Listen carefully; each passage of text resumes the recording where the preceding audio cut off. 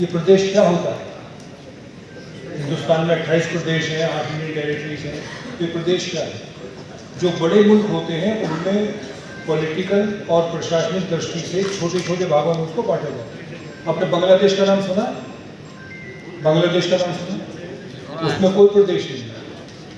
आपने उस मुल्क का नाम सुना जिसने हमारे ऊपर 300 साल हुकूमत की, इंग्लैंड का? उसमें कोई प्रदेश नहीं।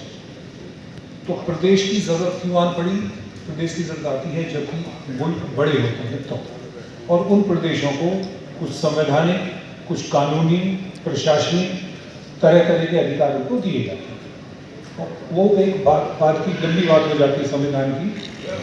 तो जो अधिकार दिए जाते हैं उन्हीं अधिकारों के लिए ये लड़ाई है कि आपका जो पश्चिम प्रदेश है इसके निर्माण की बात है। मैं आपको दो भागों में मैंने इसलिए कहा कि किसी आंदोलन को करने के पहले उसकी मूलभूत समझ होना बहुत जरूरी है।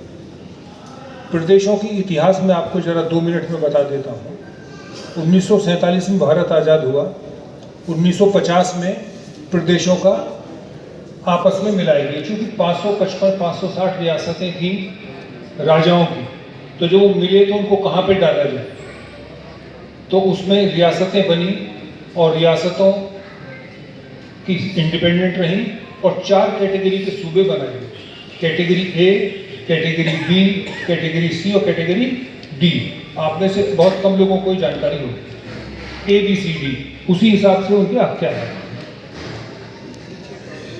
1953 में हंगामा शुरू हुआ कि भाषाई आधार पर प्रदेशों का निर्माण किया जाना चाहिए। तो एक कमीशन बना जिसका नाम था स्टेट रिऑर्गेनाइजेशन कमीशन, मतलब भारतीय राज्य पुनर्गठन आयोग। उसके जस्टिस फजल अली उसके चेयरमैन थे और बाकी 2 विद्वान लोग उसके मेंबर थे। उन्होंने बात कही अपनी, और उसके बाद में 1956 में राज्य बने। तो पूरा जो चरण है हमारे जो प्रदेशों के निर्माण के, सूबों के निर्माण के 4 चरण हैं भारत में जो हुए हैं। पहला चरण हुआ जब रजवाड़े बनाए गए, तब का चरण था। क्योंकि आज़ादी के वक्त हमारे पास में प्रदेशों की तादाद, सूबों की तादाद कितनी थी? कुल 9, आज 28। सन 56 में वो किया गया, लेकिन सन 56 के प्रदेशों के सूबों के पुनर्गठन से लोग संतुष्ट नहीं हुए और बॉम्बे में दंगे शुरू हो गए।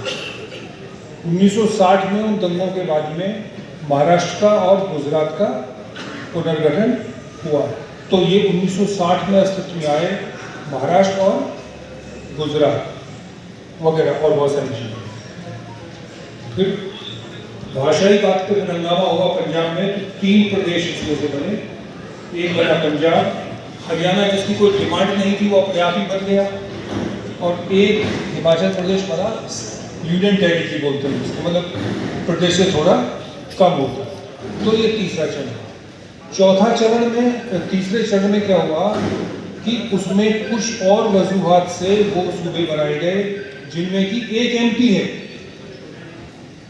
भारत में आज की तारीख में 14 ऐसे प्रांत हैं जिनमें 1 या 2 एमपी।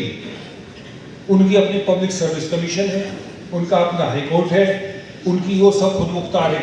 1 एमपी वाले, 2 एमपी वाले 14 ऐसे सूबे हैं जिनमें कि 1 से 2 थे एमपी हैं। तीसरा चरण जो शुरू हुआ वो थोड़ा साइंटिफिक आधार पर था, वैज्ञानिक आधार पर था, ज्योग्राफी के आधार पर था, हिस्ट्री के आधार पर था, कल्चर के आधार पर था और विकास के आधार पर था। उसमें कौन से प्रदेश गठित हुए? 2000 में उत्तराखंड, छत्तीसगढ़ और झारखंड, ये तीनों प्रदेश गठित हुए साइंटिफिक आधार पर। उसी क्रम में 2013 में तेलंगाना गठित हुआ। अब क्या बात है कि ये सारे पुनर्गठन, सारे 4 चरण ये सूबों के मामले में उत्तर प्रदेश को बाईपास कर गए। जैसे मेरठ बाईपास में हम लोग बैठे हुए, मेरठ को बाईपास कर रहा है। तो एक क्या बात हुई कि सारे इतने चरण हुए 4 पुनर्गठन के, उसमें वो पश्चिमी उत्तर प्रदेश को बाईपास कर दिया। ये वहाँ का वहीं है। सन 2000 में थोड़ा उत्तराखंड अलग हुआ। अब ये उत्तर प्रदेश क्या चीज़ है, बहुत अभी काफ़ी तकरीरों में कहा गई है ये बात, उसको मैं दोहराऊंगा नहीं आपको। अभी सुदीप चौधरी ने कहा था कि ये छठा बड़ा देश होता अगर यूपी इंडिपेंडेंट होता, तो ये छठा नहीं होता, ये पांचवा होता और ये जल्दी ही चौथा होने वाला है। 2026 में चौथा हो जाएगा। तो उस मुद्दे को भी छोड़ दें। अब आती है बात अपने अख्तियारों की। क्या बात है कि हम लोगों का छूट गया, हर चीज़ पे छूट गया। अभी माननीय भाटी जी ने कहा था कि लोकतंत्र उनके लिए क्या है।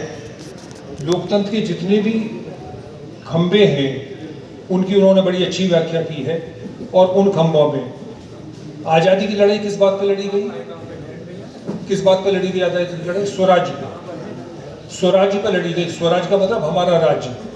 तो क्या आपको पश्चिम प्रदेश में स्वराज्य मिला आज़ादी के बाद? नहीं मिला। मैं बताता हूँ कैसे नहीं मिला। अभी भाटी जी ने बताई है आपको बात, पर मैं आपको बता देता हूँ कि वो जो स्वराज्य वाली बात है, हम इसको एक एक करके लेते हैं। एडमिनिस्ट्रेशन वाली बात भाटी जी ने बताई है, कितने लोग सचिवालय में हैं। स्वराज का मतलब क्या? मेरा अपना राज्य, मेरा अपना राज्य, मेरा अपना शासन।